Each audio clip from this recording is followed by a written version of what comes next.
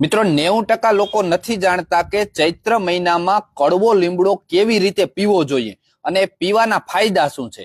કડવો લીમડો છે ને મિત્રો 15 થી 20 દિવસ જો પીવામાં આવે ને તો એ લોહીનું શુદ્ધિકરણ કરી નાખે છે। આ સૌથી મોટો એનો ગુણ છે। લોહીને જો તમારે શુદ્ધ કરવું હોય ને તો આ પ્રયોગ અચૂક કરવો।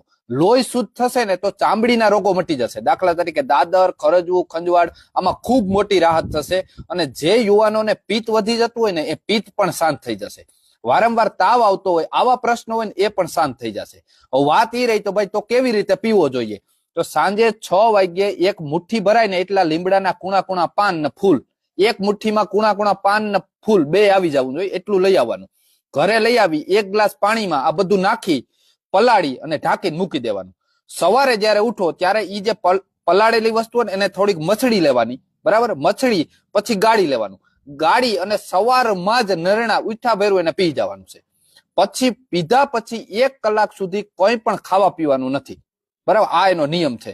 આ રીતે જો તમે પ્રયોગ કરો ને તો તમને ઉત્તમમાં ઉત્તમ રિઝલ્ટ મળશે। આ પ્રયોગ તમારે 15 થી 20 દિવસ કરવાનો છે અને તમને એમ લાગ્યું હોય કે ભાઈ ચૈત્ર મહિનો ચાલુ છે ને આ મારા મિત્રોને પણ આ વાતની જાણ કરવી જોઈએ તો આ વિડીયોને જરૂર શેર કરજો, જેથી આ બધા ગુજરાતમાં તમામ લોકોને આનો લાભ મળવો જોઈએ। એટલી આશય સાથે જય આયુર્વેદ।